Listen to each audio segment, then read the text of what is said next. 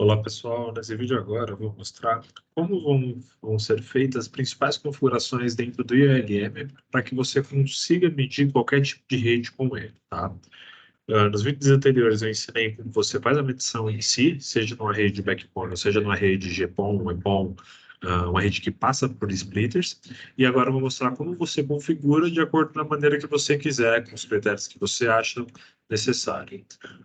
Como eu tinha dito anteriormente, você precisa sempre selecionar somente dois fatores para fazer qualquer tipo de medição com a TDR. Se vai ser uma porta de fibra ativa ou uma porta de fibra apagada, nesse caso aqui eu selecionei a porta de fibra ativa, e também se eu ir em configuração de teste, eu preciso selecionar qual tipo de rede eu vou medir. De fábrica, já vem com alguns tipos de rede já pré-selecionado, porém, rede FTTH, principalmente GPON, EPON, pode ser com splitter balanceado, pode ser com splitter desbalanceado. Então, a ideia é ensinar com que você faça de maneira automática essas configurações para que você, justamente na hora de fazer essa medição, fique o mais simples e rápido possível. Então, primeiramente, eu vou fazer uma configuração do array de splitter. Eu vou selecionar qualquer um dessas configurações já selecionadas.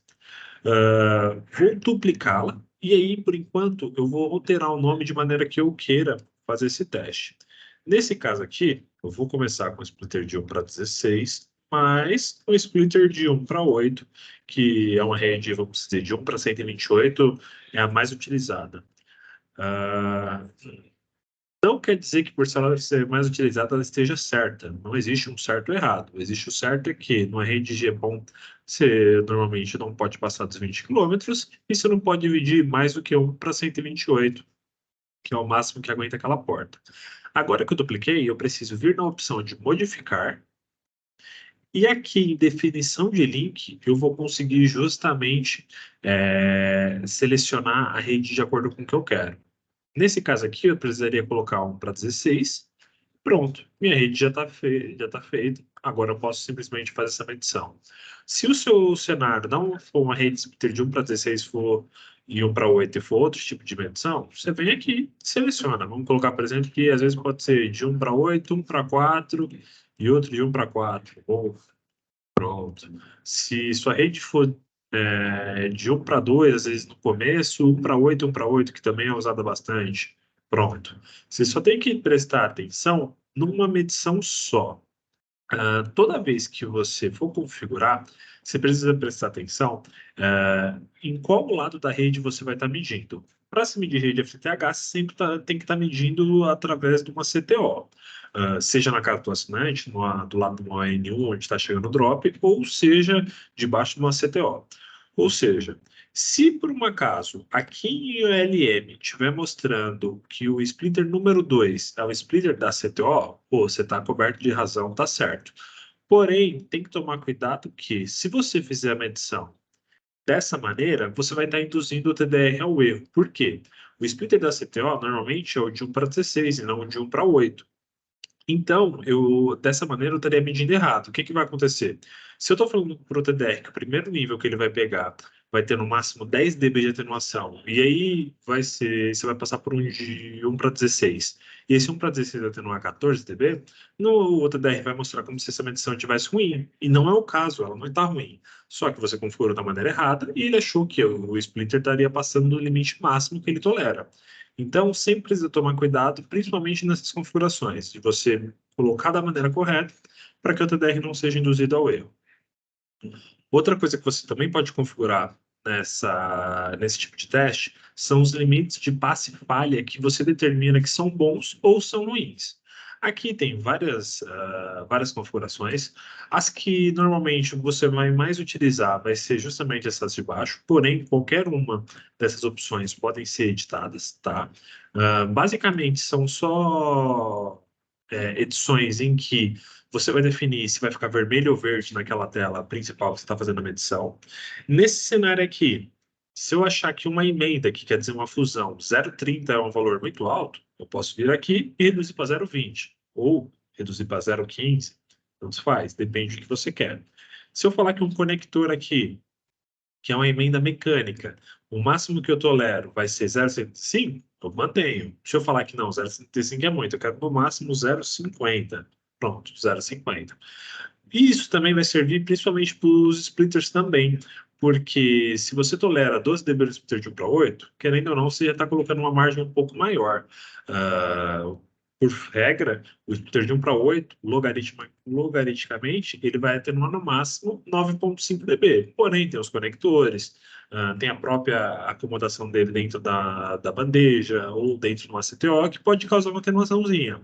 Então, você pode deixar esse 12 dB aqui tranquilamente. Se achar que tem que reduzir, você reduz e faz a medição.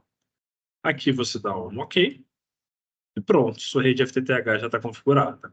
Se por um acaso você tiver uma rede FTTH que não é, GPON ou EPON e está passando por uma rede desbalanceada, você vai precisar duplicar, vir aqui, colocar que é um para com, vamos colocar que você tem 8 níveis de splitter desbalanceado, com 8 splitter desbalanceado. Vamos falar que é uma rede FTTH que não é tradicional.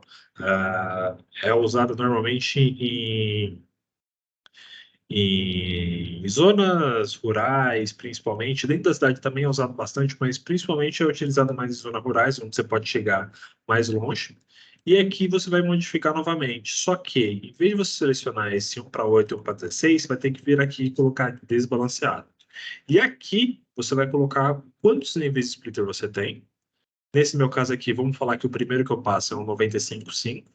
Só que no lado de derivação, onde está passando 5% de potência, eu vou colocar qual tipo de CTO? Vai ser de 1 para 8? Pô, beleza, mandei. Vai ser de 1 para 16? Você pode alterar. Você só lembrando, você só tem que ter potência para passar por ela.